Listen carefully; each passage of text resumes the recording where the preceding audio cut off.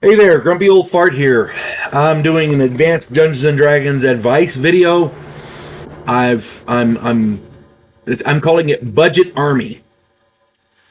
I had a friend of mine ask me a couple of months ago.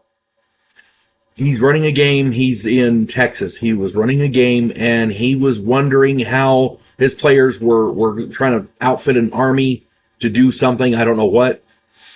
And I gave him some very similar advice to this. He wanted his players wanted to outfit an army to do a specific task. I don't know what it was, but he asked me how they could do it on a budget. So, because they weren't the richest players in the world. He runs like me, as a stingy bastard. That's me. At any rate, so I figured I'd pass this information along to everybody. At some point in your campaign, your player, this is for the Dungeon Master, by the way.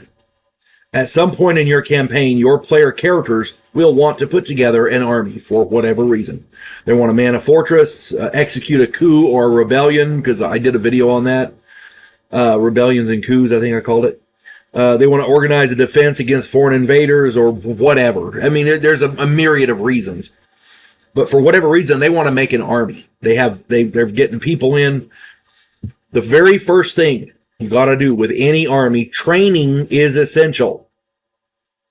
The player character should be able to train their men to some degree, or they should hire mercenaries who can do the training for them. Either way, a trained fighter can make use of virtually anything in order to get better equipment. Modern day survivalists, I've heard them say, if you have a brick, you can get a gun. In an apocalyptic type situation. A brick will get you a gun. All you got to do is use it properly. A trained fighter can do that. You want to give your army the best equipment you can on the budget that you have. So here we go. Equipping an army is an expensive affair. More than likely, the player characters will need to fund this equipment out of their own pockets, and they will want the best bang for their buck.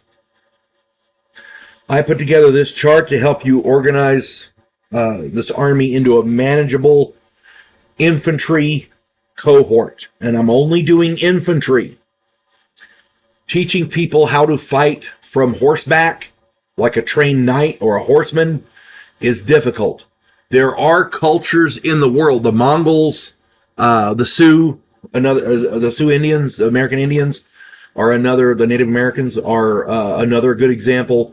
There are cultures, the medieval knights, for example, trained from birth to fight from horseback. And, amen on that. If you don't have access to that, you want the best infantry you can get. Infantry can defeat cavalry. Here we go. Generally, archers would make up about 20% of the force. Flights of arrows will thin the ranks of the opposition. That's always useful.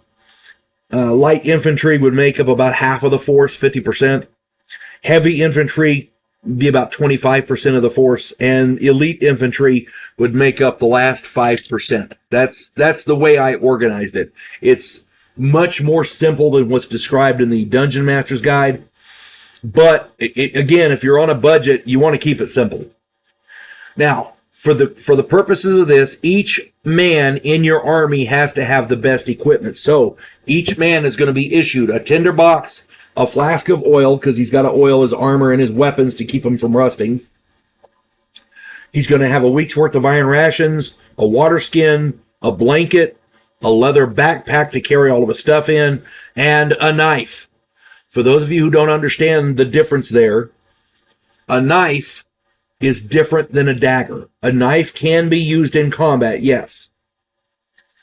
A dagger is better because it's actually designed for combat. A knife is a utilitarian tool designed for survival situations, for skinning animals, that kind of thing.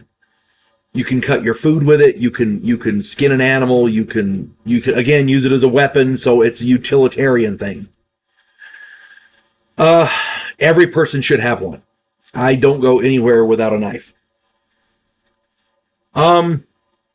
As for the archers, they're going to make up 20% of your force. Leather armor, short bow, quiver with 12 arrows, a hand axe. They got to have something to fall back on.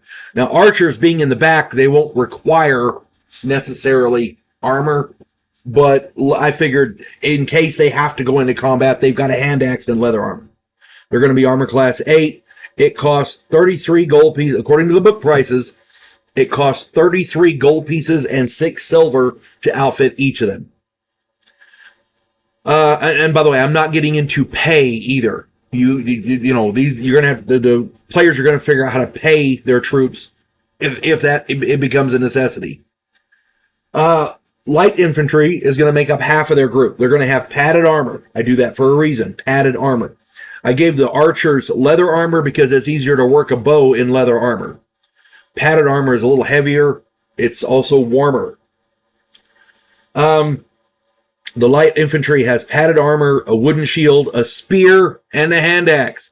A spear is a useful weapon. It can be used in melee combat as well as a missile weapon if need be.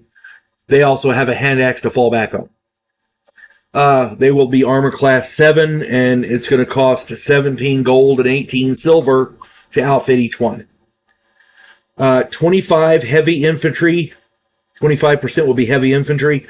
They're going to need better armor. Scale mail, wooden shield, halberd, hand axe. This gives them a heavier weapon, something with a little oomph to it. They're going to be armor class 5. It costs 66 gold pieces and 18 silver pieces for each of them. As for the elite infantry, these are experienced guys who are force multipliers. These are the guys you're going to put in charge of the other guys. They're going to have splint mail, and by the way, according to the book, whenever you hire mercenaries or acquire men at arms or whatever underlings, you have to outfit them so they show up in clothing. That's it. So the elite infantry, you're going to have splint mail, wooden shield, and 12 gold pieces worth of weapons that they can choose, because being elite, they know what they use best. So 12 gold pieces, they can figure out what they want and get it.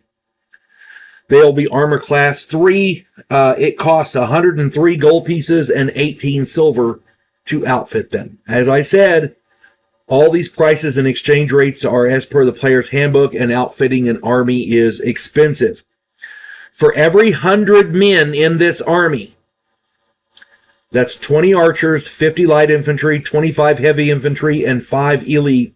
It's going to cost the player characters 3,753 gold to outfit, which is actually pretty fiscally sound.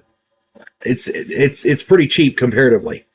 You could outfit your elite infantry in full plate mail and all that, but it's going to be a lot more expensive. A splint mail and a wooden shield gives pretty much almost the same armor class. So, just that I went with that because it's a lot cheaper. Again, budget army. This force, of course, does not include cavalry or hobilars. This is strictly a foot army, an infantry type thing.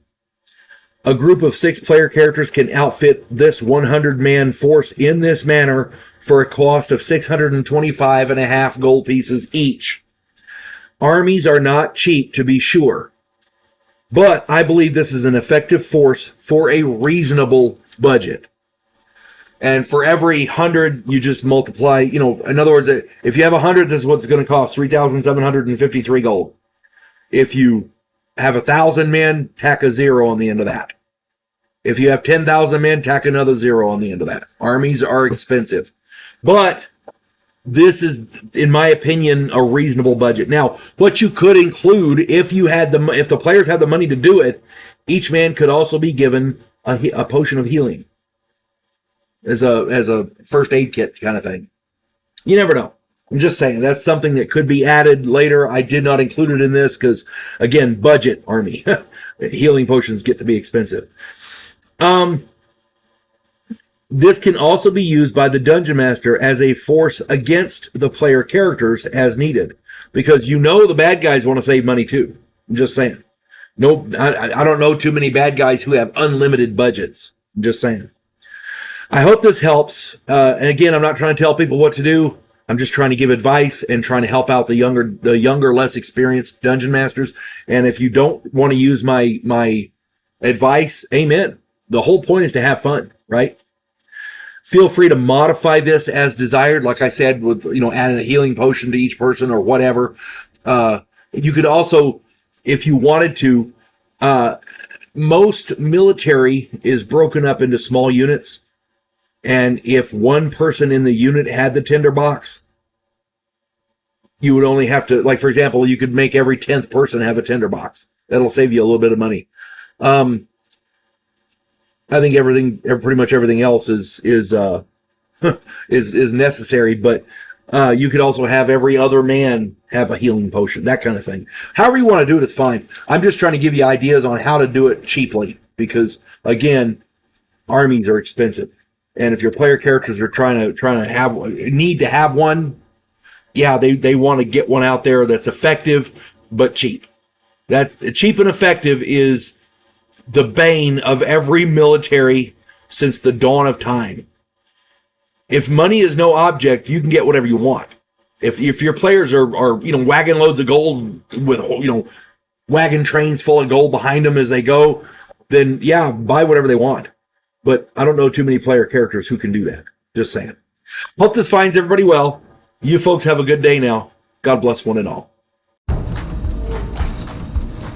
We elect cookie-cutter politicians every single election cycle. Yes men who maintain the status quo and do just enough to make us believe the system still works. Imagine, if you will, a president who actually tries to fix things. If you like action, political intrigue, and a righteous crusade, check out my political thriller, The Righteous President.